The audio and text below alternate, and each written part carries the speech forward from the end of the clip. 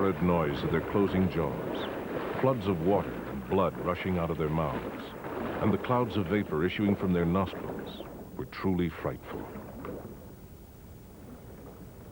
A fanciful description from the 18th century colonial naturalist William Bartram after his travels through the Florida swamps.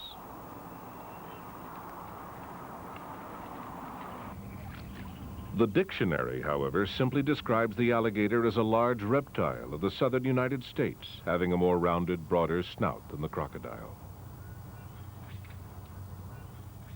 Few people would be quite so objective with their definitions. The alligator's reputation is often based on misinformation, fear, and a mystique fueled by wild tales handed down from generation to generation.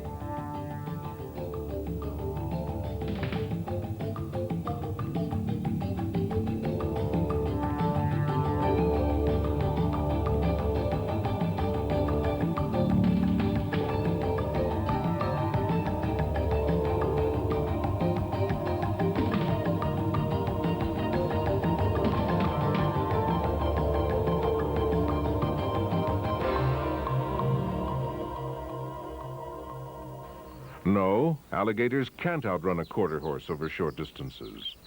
And no, they don't live to be 150, 250, or 500 years old. The truth about alligators is also quite different from the sensationalism of literature and film.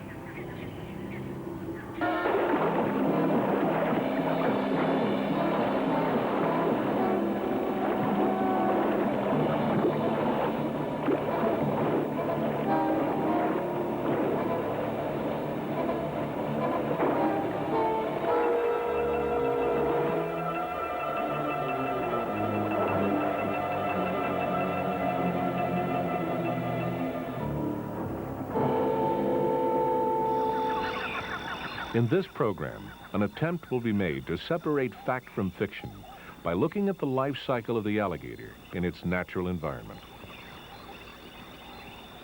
Alligators are probably the most successful of all the conservation stories because in the 60s they were almost extinct. We had probably less than 20,000 alligators here in Florida.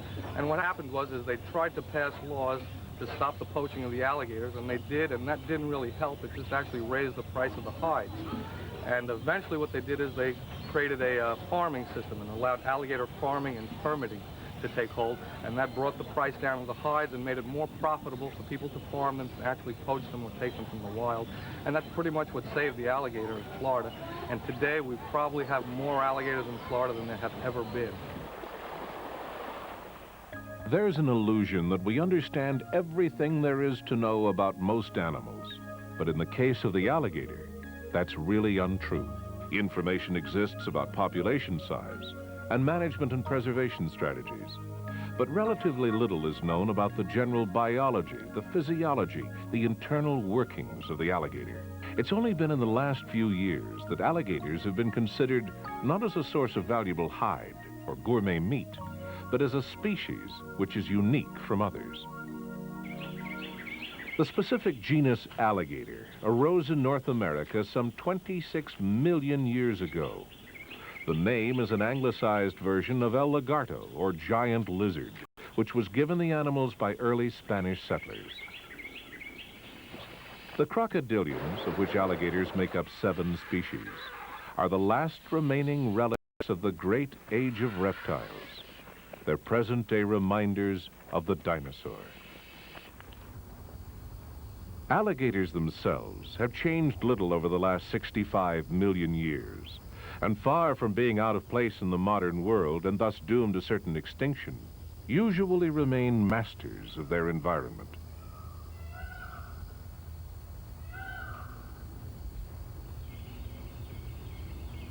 As recently as the 1950s, it was rare to see an alligator in the wild. It seemed as if they'd been hunted to extinction. Luckily, though, many escaped death at the hands of poachers because they could only be found in the more remote and inaccessible wetlands of Florida. Since 1973, however, they've been listed as an endangered species and protected by law. As a result, their numbers have increased dramatically. They now inhabit virtually every pond, stream, river, and lake in the state.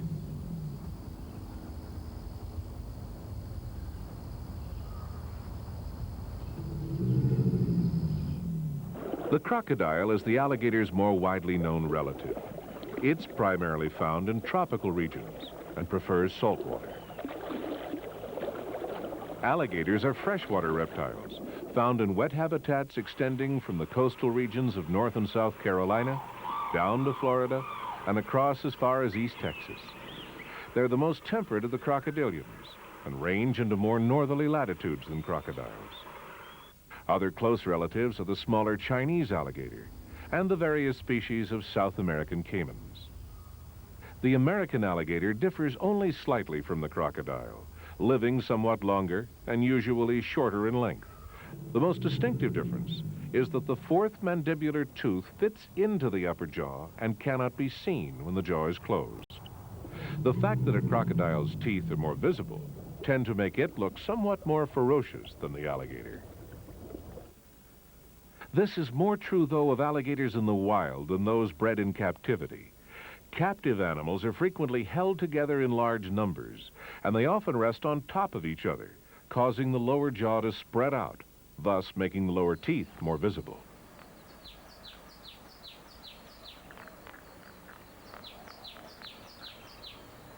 Growth rate in alligators is affected by habitat, nutrition, and climate.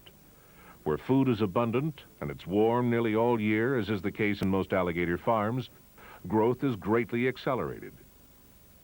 Alligators range in color from yellowish to almost completely black. They're well camouflaged in their green, brown, or darker tones and can be quite difficult to see. They seem to have the ability to adapt to their surroundings and the water in their habitat. There's no noticeable difference between males and females. Younger alligators, though, have prominent yellow markings which disappear as they mature.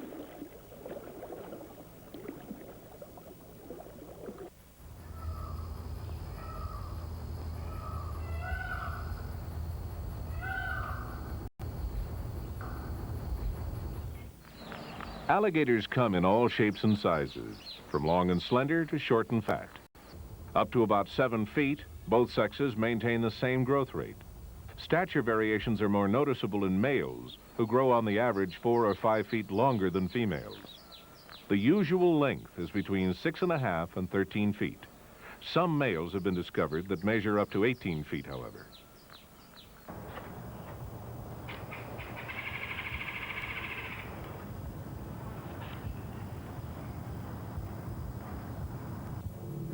As with all aquatic and semi-aquatic predators, alligators have eyes and nostrils set high on the head.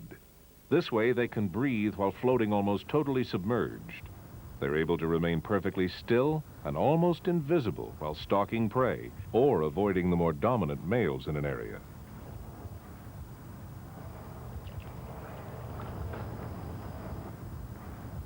A third eyelid, or nictating membrane, sweeps sideways across the eye to give more protection during diving. It's transparent and doesn't interfere with the alligator's vision. The eyes are large. The lens in each eye is a vertical slit, capable of expanding or contracting depending on the amount of light in an area. Alligators are easy to spot at night, as their eyes exhibit eye shine. When light is directed at them in the dark, the male's eyes shine red. The female's and younger alligators' eyes shine a greenish or bluish yellow.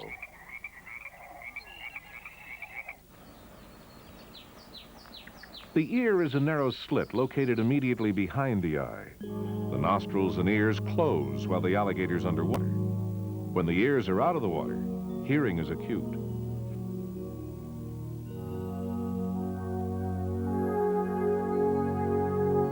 They also have a false palate or throat valve, consisting of a wide flap of skin at the back of the mouth, which closes the glottis and allows for underwater feeding.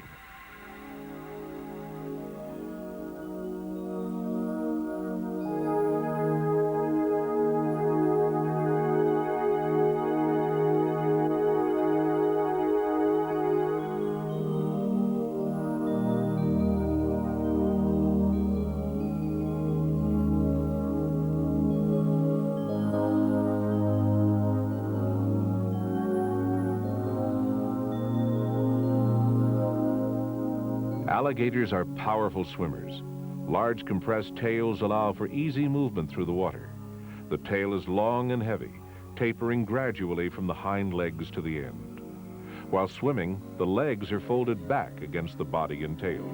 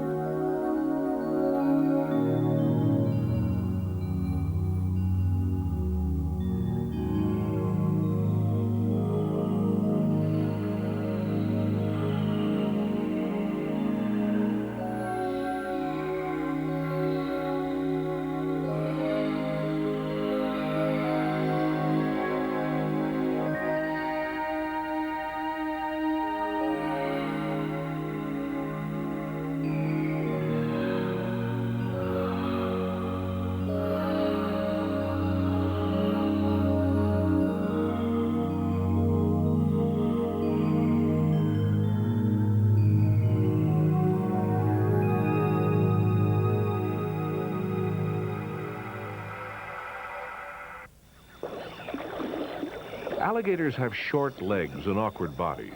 The limbs are quite weak and are primarily designed for movement on land. As with all crocodilians, they have a high walk. The limbs are brought in towards the body, thereby lifting it well clear of the ground.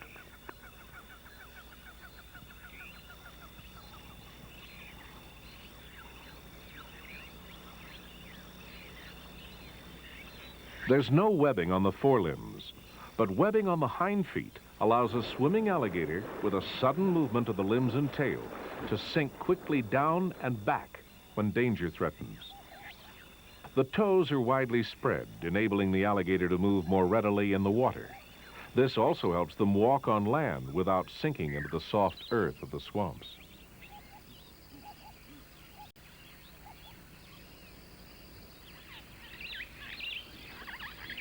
The head is large, long, and flat, with enormous jaws. The upper jaw extends stiffly from the skull, while the lower jaw is hinged and can be moved separately. The 80 or so teeth are designed for grasping rather than cutting food. Mature teeth are almost solid, while those of younger alligators are hollow and break quite easily. Each tooth contains a small replacement within its pulp cavity because the original teeth are often lost during feeding. Despite their antiquity, alligators have brains and hearts which are much more advanced than those of most reptiles. The ventricles of the heart are completely divided, and there's no mixture of arterial and venous blood. An oxygenated blood supply is thus available to the brain. The alligator also has a true cerebral cortex, allowing more learned as opposed to instinctive behavior. The back of the head is armored with heavy plates of bone. The body is covered with horny scales, usually rectangular in shape, arranged in transverse rows. These are separated from and connected to each other by narrow bands of heavy, wrinkled, flexible skin, except for the area at the base of the neck.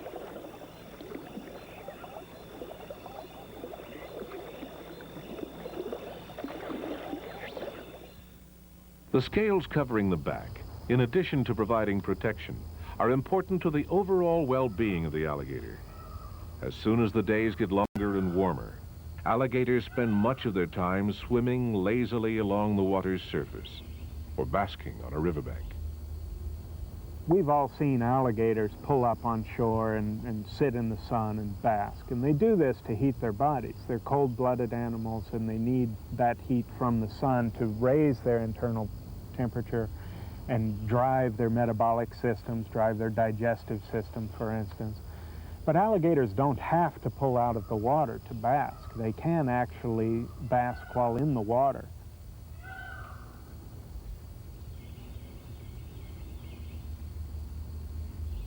Those bony ridges that you see lining the back of the alligator are actually small bones embedded in the skin called osteoderms. And those osteoderms have a rich blood supply running through them.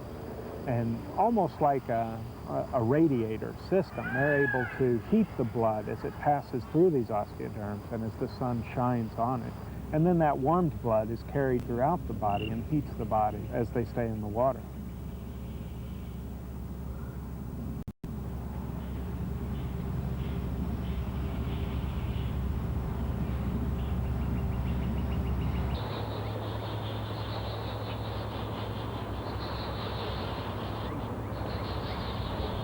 When spring comes to the Everglades, rivers, and lakes, it's a time of rebirth and regeneration. For the alligator, it's time to select a mate. Several distinctive behaviors are part of this process, one of which is bellowing.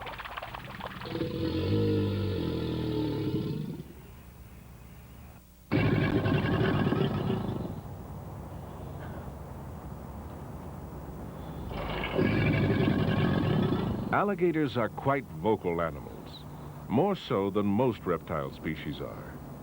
In the spring months especially, the deep bellowing roars of male alligators can be heard echoing across the swamps. Although they can occur at any time of the year, these bellow vocalizations are closely associated with courtship behavior. Bellowing is contagious, and when one alligator starts, it stimulates others in the vicinity, and they end up in a bellowing chorus. This usually occurs first thing in the morning, with females participating alongside the males. Male alligators, before the audible bellow, produce a subsonic or infrasonic bellow as well, which is projected from the middle of their body and passes out through the water. It's extremely powerful. And it causes the water around the body of the animal to dance up. I call it a water dance. And the water dances up, almost like a fountain in a courtyard. It's a phenomenal display, extremely powerful, but below our level of hearing. We don't hear the vocalization being made, we only see the effects of it. And then that is immediately followed by the audible bellow, which we do hear. During bellowing, alligators go through a cadence of movement. The animal rises up out of the water, pulling its head well up out of the water, and the tail follows as a counterbalance to that huge bony head that alligator has. The animal gulps in air. You can actually see them forcing air down into their lungs. And then the animal drops into the water, and you see the body tense. And they produce this water dance display, and then immediately roar. Females bellow, but they don't produce this subsonic water dance. And so there's a very clear sexual dimorphism in these behaviors. Males instantly recognize when a female bellows, and females recognize that it's a male bellow because of this added component.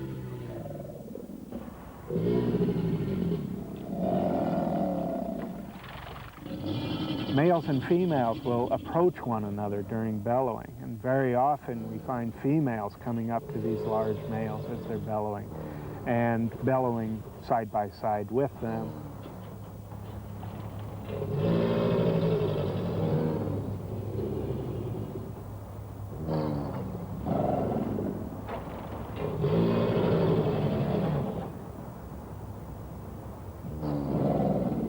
Then, once the bellowing exchange has occurred, the female begins courting the male, and often very vigorously. Females can be aggressive courters and encourage that male to court with her and ultimately to mate with her.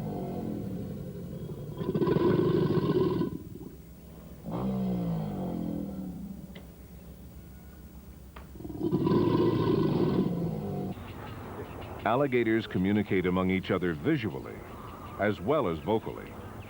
The way they hold their bodies in the water is an integral part of the interplay of dominance and subordination in an alligator population.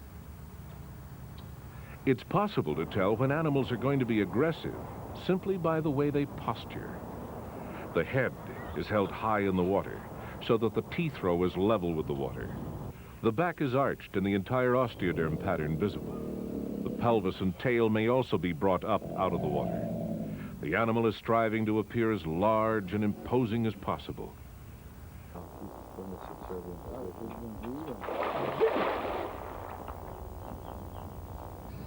Alligators attempting to appear non-aggressive, for instance, a male approaching a female during courtship, do the exact opposite. They stay low in the water, so that perhaps only the eyes and nostrils are visible. They attempt to be unimposing, almost invisible.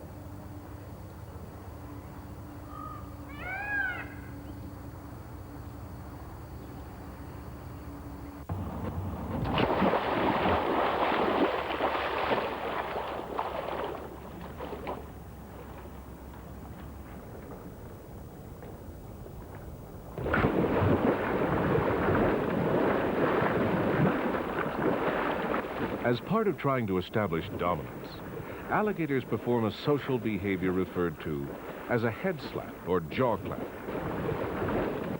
It's best described as a declaration of presence. The animal is simply stating that it's there. The alligator remains completely still for a period of about 15 seconds. Then slaps its head down into the water and snaps its jaws shut at the same time.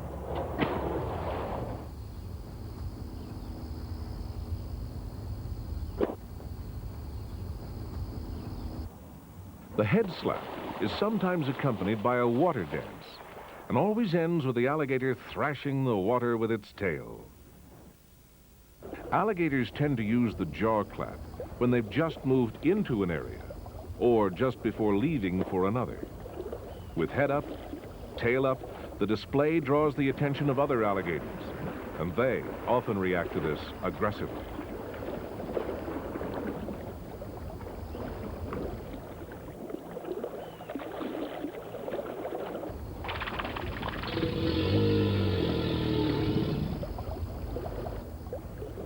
Large alligators, sometimes during bellowing or after a head slap, attack quite suddenly. These are ferocious charges, particularly when both animals are trying to establish dominance in an area.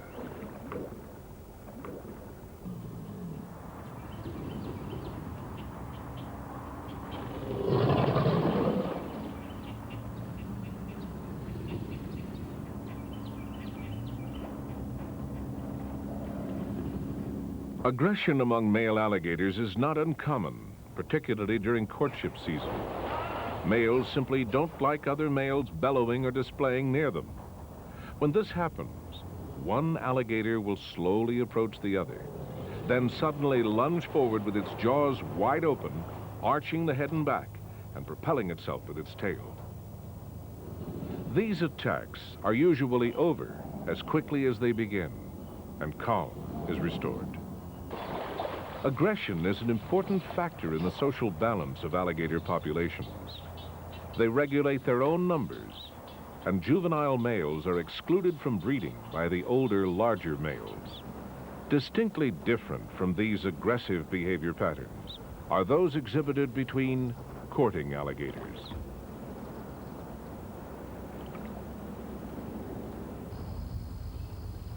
Courtship in alligators is an amazingly tender, languid sort of interaction between the two animals. It involves a lot of touching and pressing, the animals orienting to each other's head, and then moving along the side of the head, rubbing, touching, pushing along the side of the face and the neck, often pulling up onto the head and pressing the other animal underwater in sort of a really intimate interaction between the two. These courtship interactions can go on for long periods of time. I've seen alligators court for hours, back in a little quiet spot in the back of a lake, with no attempt to mount or to mate, just going through these tactile or touching interactions for long periods of time.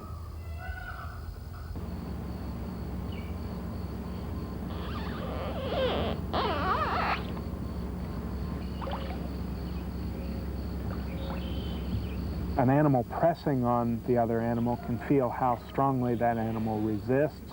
An animal being pressed on can feel how strong it is being pressed down into the water. Size and strength and fitness are important in alligators in determining whether that is a proper potential mate for them. And so these pressing behaviors, the pushing and pressing of courtship, play a very important role, we think, in alligators making the decision as to whether to go ahead and mate with those animals.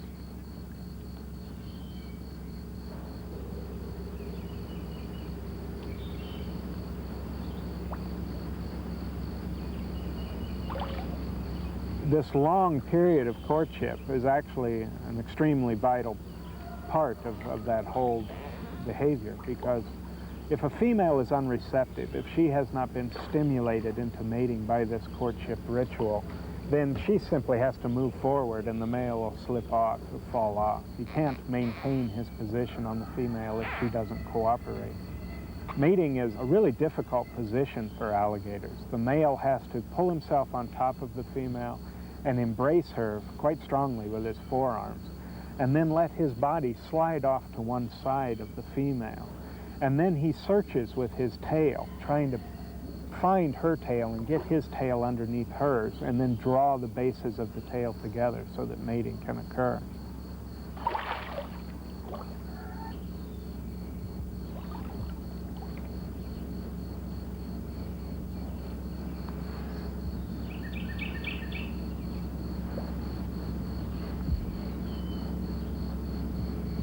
The steady increase in the number of alligators in Florida can be attributed to the fact that since most of the dominant males have been removed from the wild, younger males are more likely to breed. In the past, the older, stronger animals would have prevented the smaller males from mating. Additionally, they found it more difficult to mate successfully because of their size. Now, the larger animals are usually culled, or, in captive situations, kept out of the breeding population. About 2 or 3 weeks after mating, the female will build her nest. She scrapes together whatever vegetation she finds nearby, using her mouth, limbs, and tail, usually working at night for a 3 to 5 day period. She'll build close to the water, but slightly above the water level, so as to avoid flooding the eggs. This is a perfect example of a big alligator nest. Generally, they'll be about 4 feet high, about 8 feet in circumference. You want to be very careful if you see one of these in the wild. They'll take an old log like this and take their claws and rip out big chunks of the rotten vegetation, or in this case, an old rotten log. They'll pile the debris up into a mound.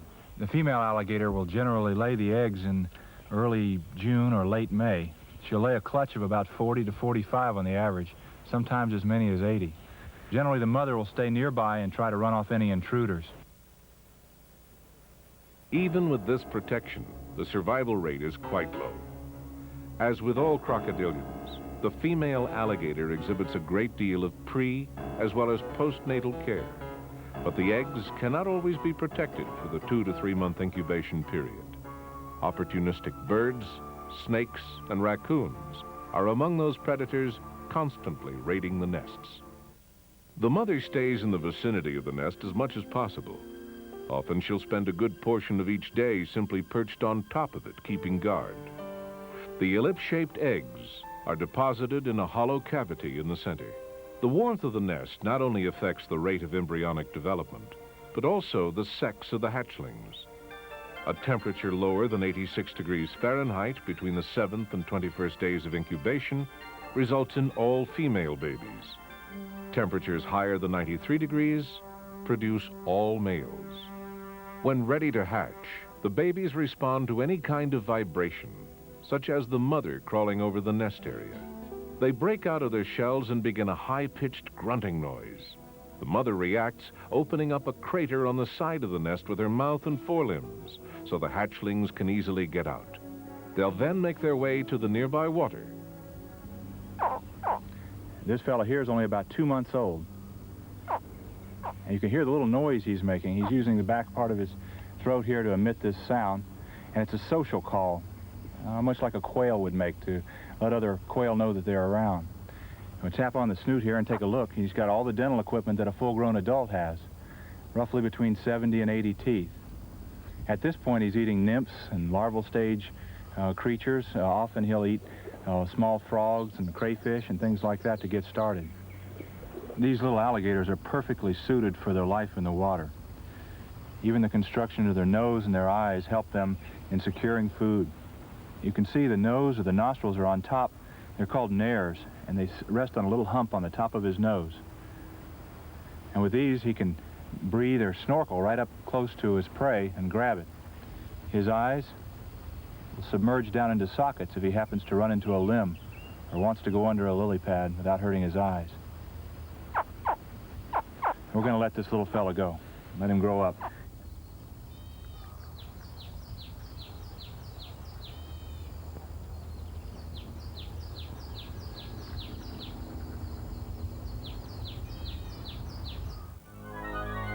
During the 1950s, overhunting and poaching severely depleted the total population.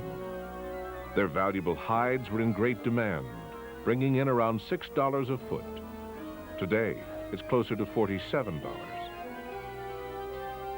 Poachers would often hook the alligators on the end of long poles. Once killed, the animal would be skinned and the carcass left where it lay.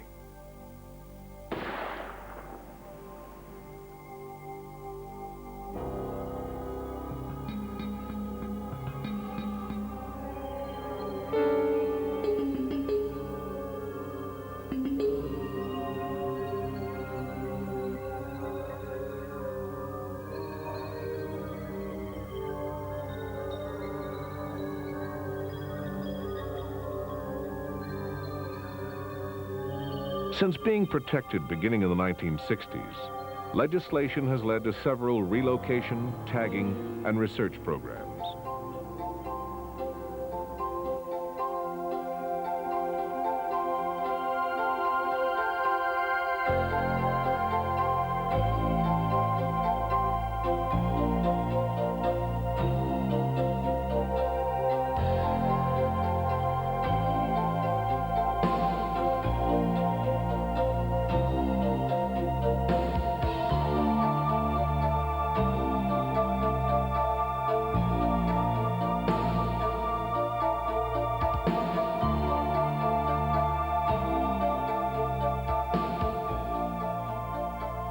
The annual egg harvest is one of many activities designed to control and safeguard the alligator population.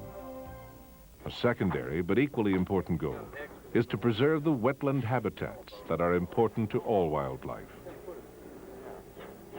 The search for alligator nests is generally conducted from the air. Airboat crews are then directed to the site. This is an extensive project covering some 30 different public wetland areas, and about 100 private landowners are also involved in the program. This totals about 300,000 acres of alligator habitat. Research indicates that there is around a 15% surplus of alligators at any given time. About that many over 4 feet in length are harvested annually. This doesn't seem to affect the number of juvenile alligators needed to replace the older males.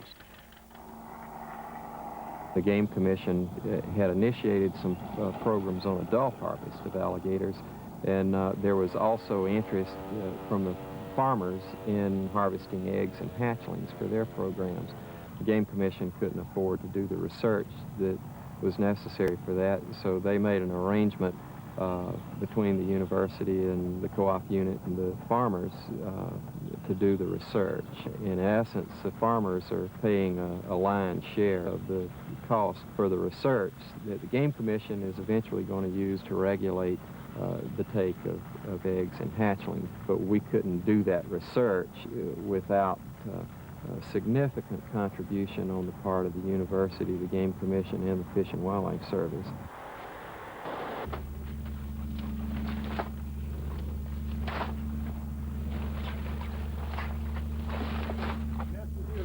Okay.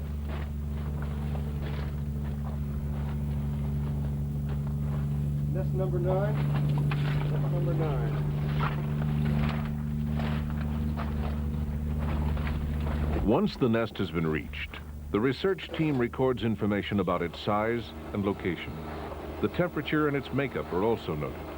One of the reasons sawgrass, spartina, and cordgrass are favored nesting materials is because they tend to grow in clumps.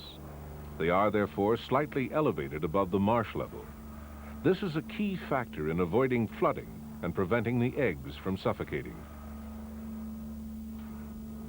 Yeah, we've definitely got at least, it's going to be partially flooded. There's at least a few eggs that are underwater.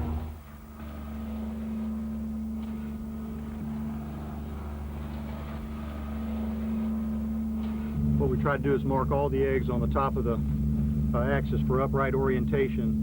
Egg deposition has just occurred, and you want to keep the eggs in the same initial position for the attachment of the embryo. If the eggs are jarred or turned before the embryo is attached and fully developed, you can kill the embryo. So, not knowing at what stage of development you're at, all the eggs are marked initially before we remove them from the egg cavity. Each two-person team includes one volunteer to assist the Fish and Wildlife personnel. Together, they provide detailed descriptions of the condition of the eggs with respect to fertility and position in the nest. We put them in this orientation. They're put in from bottom left and work in a serpentine fashion as we take the eggs from the highest eggs, working our way back through as we go into the bottom of the nest. Then when we get to one end of the tray, I'll put another layer of nesting material on top, and we'll continue that fashion and bring the eggs back out and end up with the last eggs on the top. That way, when they go back to the incubators, the people know they'll take them back out in the same order, and they'll know exactly the configuration and the order of where the eggs came from the original nest. We haven't observed the female. No. Very seldom we actually see a female at the nest. Usually by the time the helicopter has come over the nest and has shown us where the location of the nest is, in time we bring the airboat in and bring all our equipment. She's usually long gone, submerged down.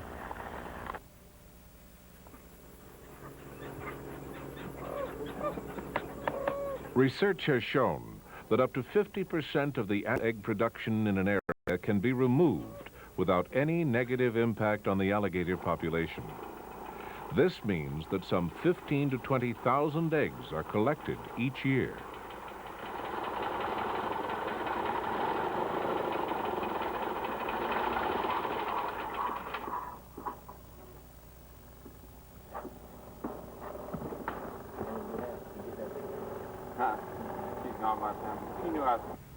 The egg collections are conducted as early as we can conduct them and make sure we can get a fair number of clutches from the nest that we see. After they've been collected, we transport the eggs back up here to incubators, and we have 2 incubators at this facility.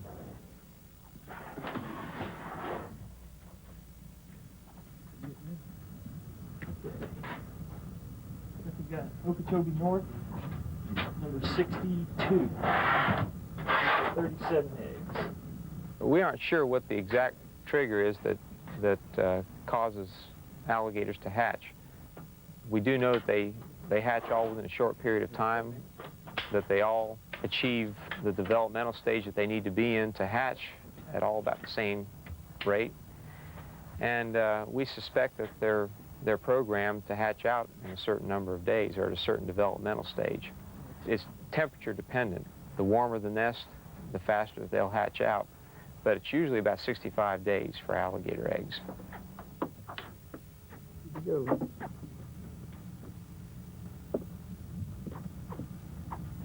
Make sure we have the right number of empty eggs.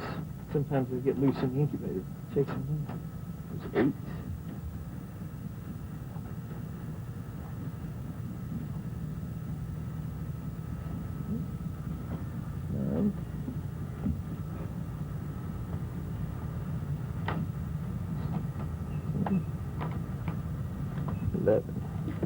Okay. Generally want to give them 2 or 3 days to hatch out once they begin. Some of them will be a little bit behind, a day or so behind their other siblings.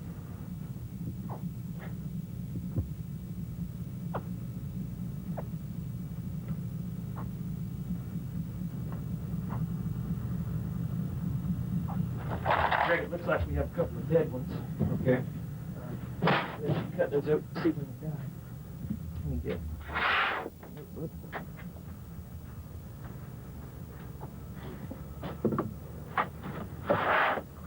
We had how many? 13 hatch?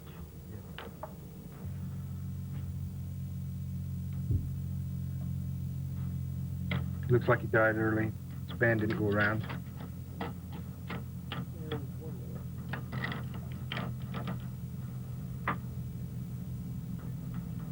He's about 27 days old. You have real white membrane here, whereas this is real dark, and then the eggshell is degraded properly on this live one. So he's in there about to hatch, versus this one.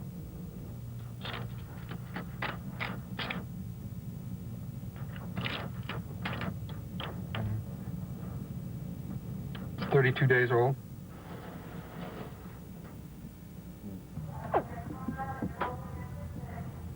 The remaining eggs will be replaced in the incubator for another day or so.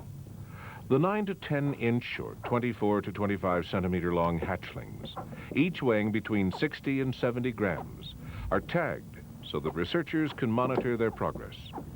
Look at survival rates or growth rates, things like that. They generally stay on a year or 2 years at the farms. Sure.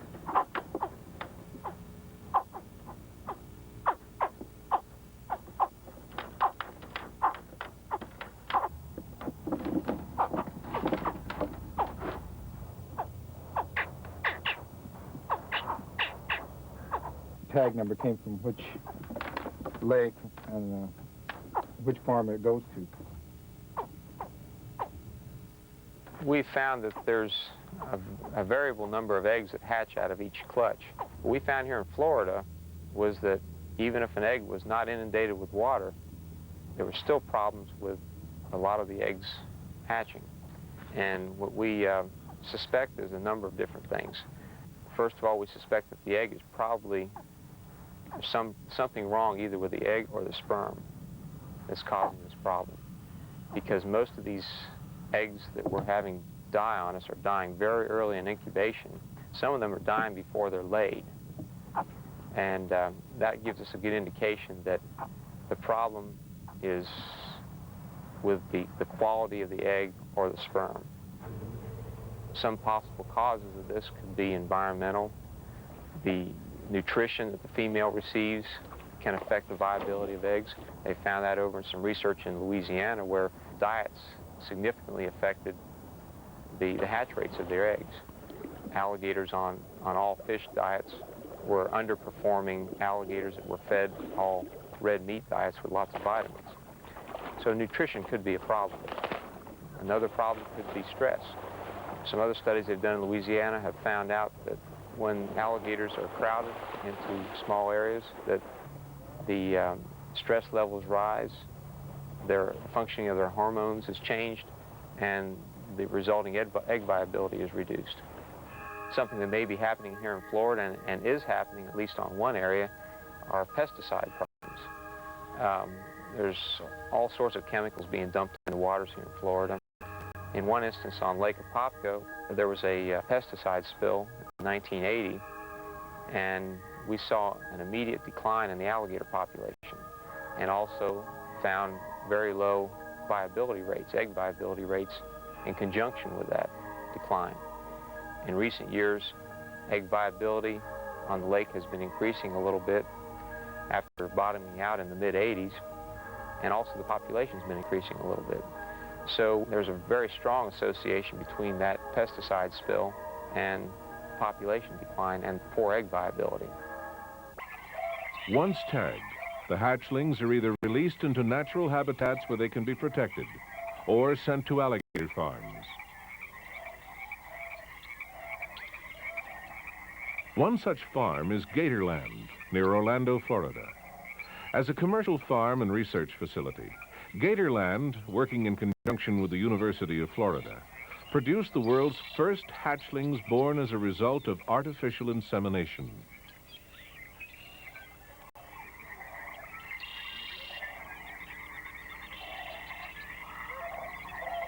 Visitors to the park, in addition to being able to sample farm-raised alligator meat and observe the alligators in natural settings, can watch the entertainment shows.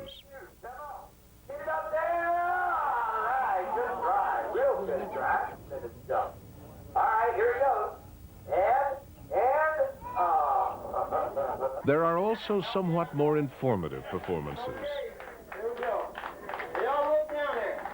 After working here with Gator, you've got 82 extremely sharp cone-shaped teeth. Now these teeth designed for gripping the back of the mouth, he's got a flap of skin. It's called the epiglottis. That's there to keep water from rushing down into his lungs. We're going to shut now. Another Florida attraction is the multi-themed 350-acre nature park at Silver Springs near Ocala.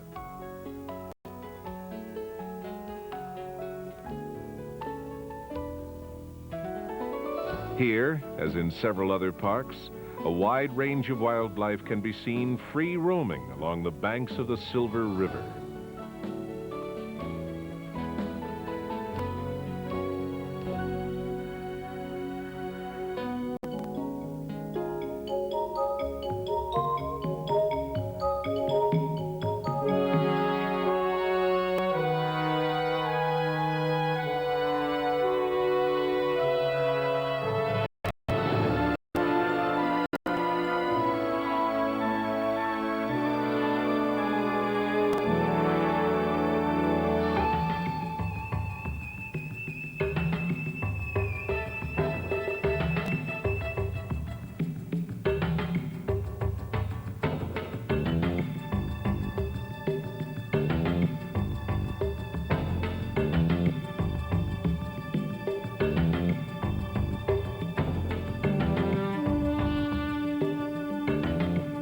Whether it's a ride on the Lost Voyage, the Jungle Cruise, or the Jeep Safari Adventure, attempts are made to educate and inform visitors about the environment.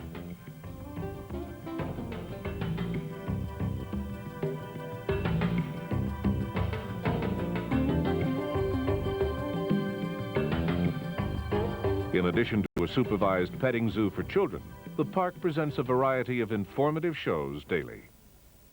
What's going on here is very scientific. The animal's brain is a little bit smaller than his brain cavity. So when we turn him upside down in a somewhat unnatural position, his brain's going to very subtly and slightly shift position and make contact with the top of the skull. And when it does so, we haven't actually put him to sleep. We've, in a sense, turned out a little light switch in his nervous system. Now, the notion of rubbing the belly to put him to sleep is a lot of old-timey showmanship, and it is designed to make you, the audience, think that I've put this alligator to sleep. But I think you can agree with me that the alligator has really done it all himself. Now, don't you wish you could put the kids to sleep back in? Now, left upside down like this, he will wake up on his own here in just a moment or two, but I've got something else I'd like to show you, so let's turn him over and see what kind of mood he's in. Real good one. In the common perception, alligators are extremely dangerous animals. And, it's not that they don't have the potential to be dangerous, it's just that they are unlikely to be. We do have problems with alligators eating people's dogs, for instance. Dogs are small mammals, and that's what alligators eat, and we just happen to know when they eat one of those rather than a raccoon or a possum or something like that.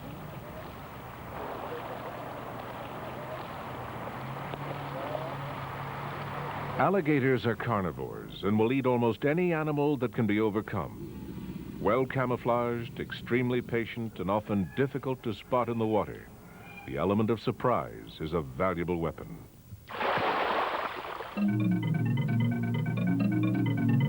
They patrol for food unfettered by conscience and can be deadly, efficient hunters.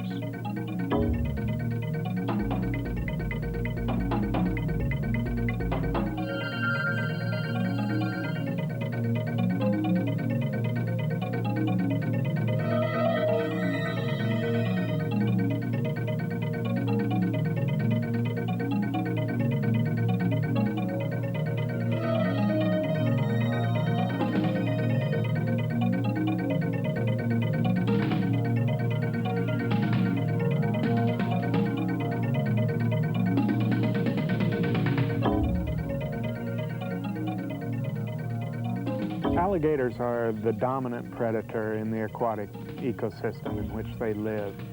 These apex predators play very important roles, not only in regulating their own populations, and they do that as well, but they're important in regulating population densities, population sizes of all the prey organisms upon which they feed as well. We know that predators, by preying on these other animals, actually allow a much greater diversity of prey species to live in an ecosystem than would without these top predators. So they are important in that sense. Alligators play an important role in the overall stability of aquatic systems by keeping waterways open, or at times of drought actually keeping water available to the host of other organisms that live in those communities. It's only the alligator holes, these areas that have been cleared away and deepened by alligators, at which water is still exposed to the surface and is available to small fish and wading birds and small mammals and a host of species that live there and would be unable to live there if the alligator weren't present. The alligator's successful return from the brink of extinction hasn't happened without some problems. Florida's human population has been steadily increasing. Habitat that was once called swamp now houses retirees from parts of the country where alligators exist only in nightmares. The number of complaint calls about nuisance alligators has risen by almost 2,000 a year. The alligator's future will be secure for many generations to come. Strict wetland protection and conservation statutes are designed to preserve its natural habitat. The management program and restrictions on harvesting maintain the population at reasonable numbers. In the final analysis, it's a success story, one that proves that public and private interests can join together for the good of all concerned.